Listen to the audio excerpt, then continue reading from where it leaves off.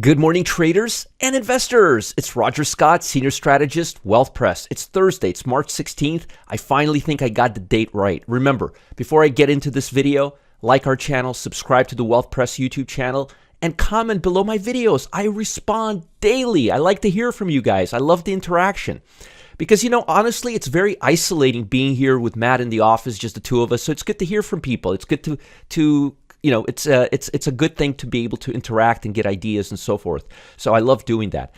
As you can see here, the market's it's about 7:53. The market's not going to open up for another hour and 37 minutes to be specific with you.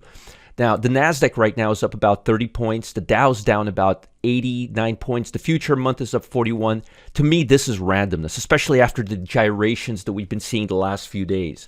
But I finally think that there's a light at the end of the tunnel, so to speak. I think that the craziness surrounding the Credit Suisse is going to be behind us. They are going to get shored up. I'll talk about that in a second. Also, I like the fact that the bond market is moving up, the long-term bond. This is going to relieve pressure from the technology sector, and that's one of the reasons why tech stocks have been rallying. Seasonally, and I actually don't do this often in the morning. I usually wait till my VIP room. But seasonally, just to give you a heads up, there is some seasonality favoring gold next couple of days to the upside. And there is seasonality favoring a couple of technology stocks like BBY, STX, which leads me to believe we may have a little bit of upside coming our way, especially in the technology sector and in gold. Especially in light of the fact that the bond market is giving us a little bit of a reprieve, which is very, very positive. Now, today's Thursday, and I'm going to get into my top ETF pick and option pick in just a few minutes, but I want to give you a full analysis first. Now, today we've got some data coming in. Obviously, it's not nearly as important as the CPI. It's not nearly as important as the PPI. It's not nearly as important as retail sales.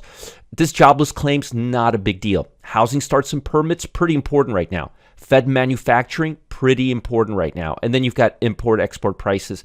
I don't think that's that important, especially after the CPI and PPI. Tomorrow, we've got consumer sentiment and industrial production. Industrial production is going to be a doozy.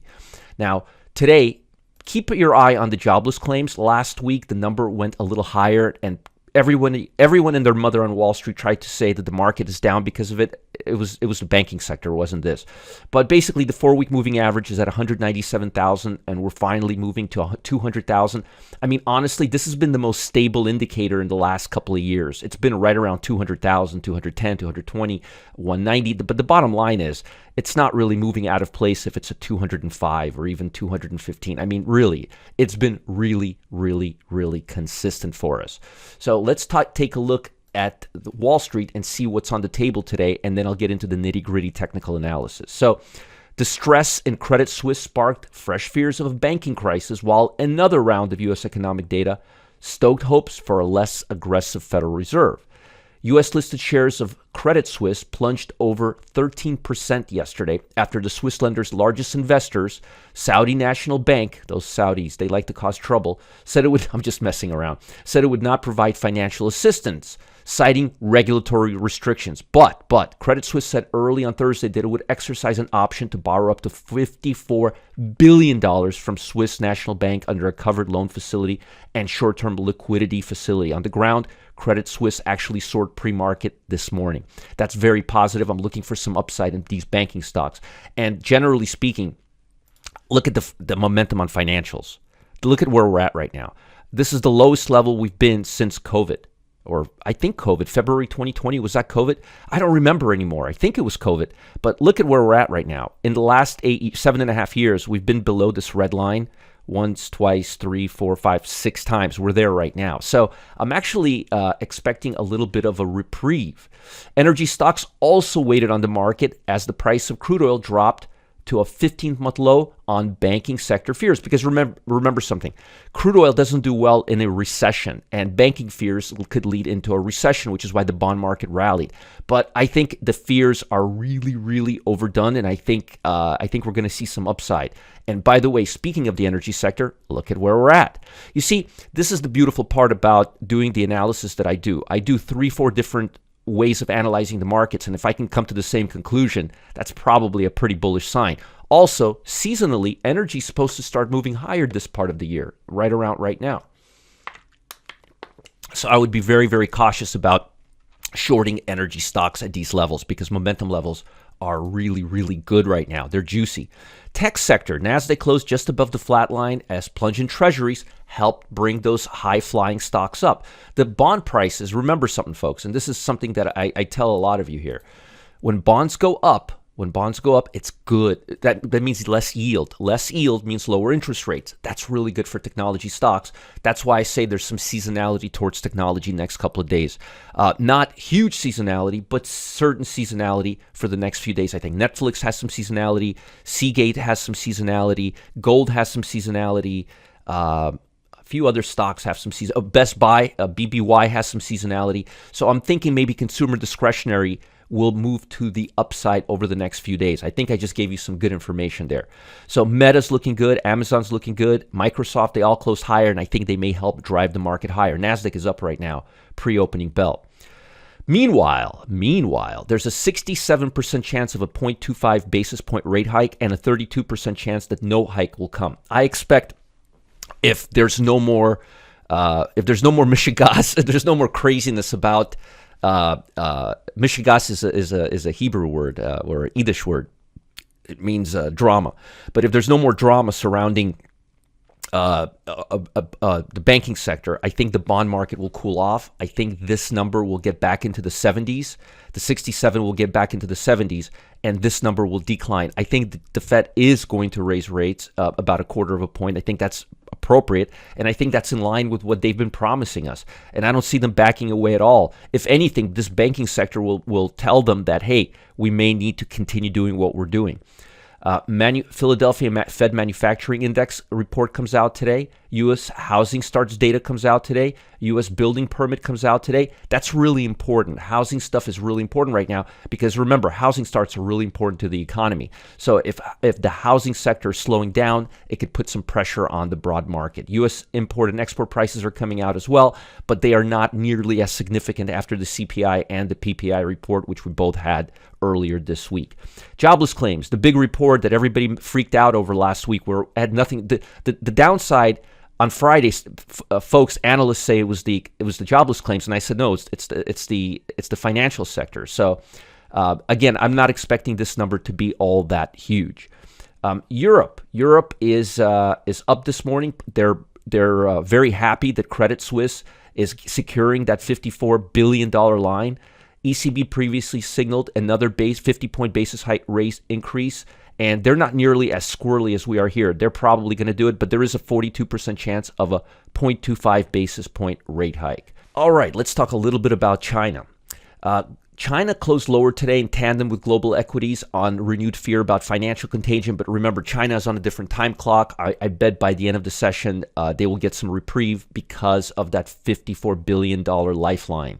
Also, the good news is China eased their COVID restrictions and said the world's second largest economy was primed for a rebound this year. That's very, very good for America and Japan. Speaking of Japan, they're taking a dump. They're closing at a 1-month low because you know what? Low interest rates and bank sector problems, it's not that good. Major financial stocks face renewed selling pressure amid concerns over the health of the global financial system. It looks like everybody in the world is really worried about the banking sector, but honestly, it's overdone. It's really, really overdone. And I mean really, really overdone.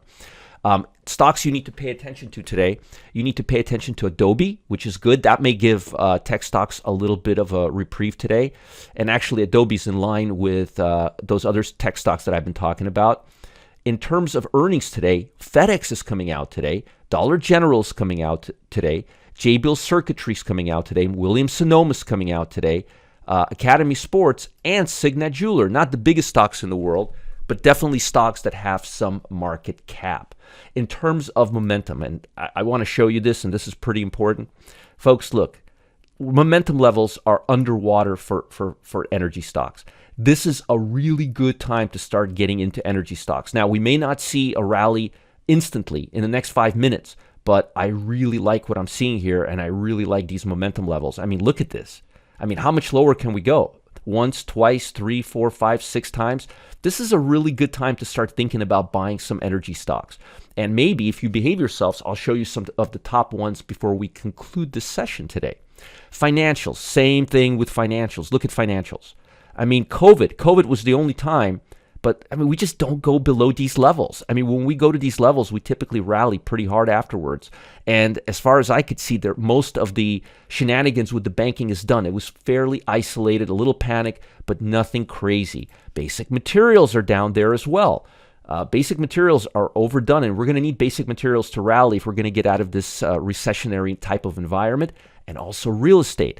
Look at real estate. So a lot of these sectors are making momentum lows right now, and that's actually pretty bullish for the broad market. That's not bearish. That's bullish for the market. We still got to be really, really cautious. And if you look at the SPY, let me kind of show you what I'm seeing right now.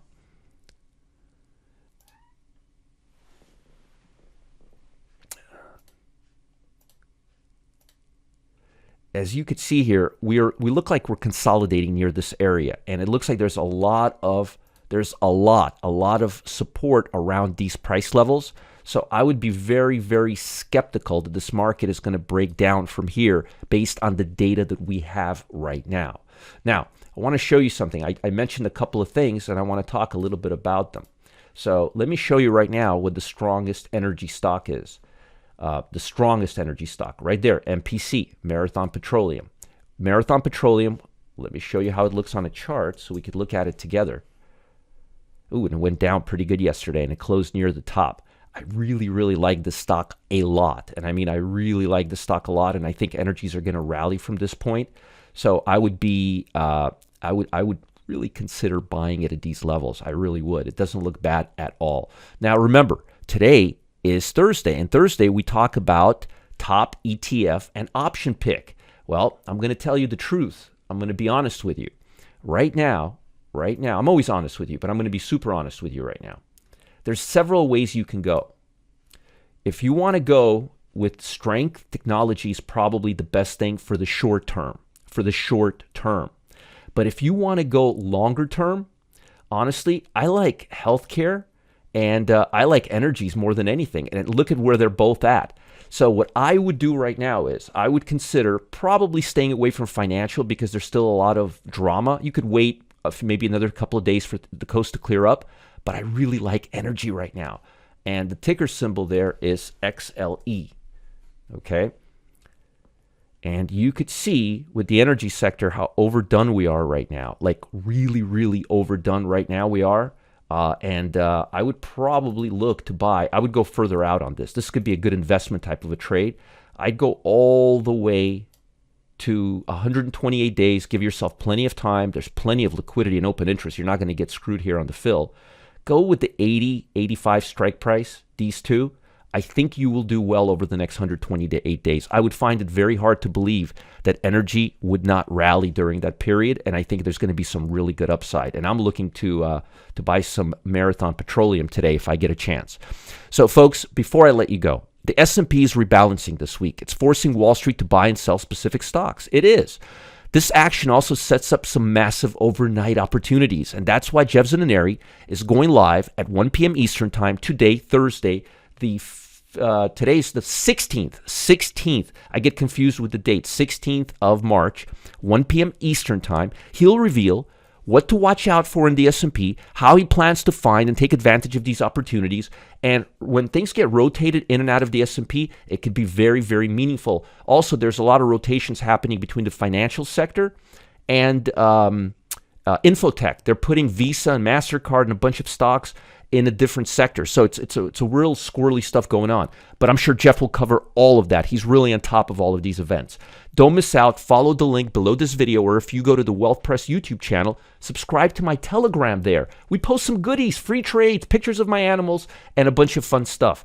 Roger Scott Telegram channel. The link is below this video in the YouTube channel. Follow Jeff Zananeri at 1 p.m. Eastern Time today. I want to know what the rebalancing is happening today in the S&P. I can't wait. So don't miss out on that. It'll be a good time, and I'll see you all later. Bye, and have a great, great day. Remember, comment below these videos in the Wealth Press YouTube channel. I will respond. Bye.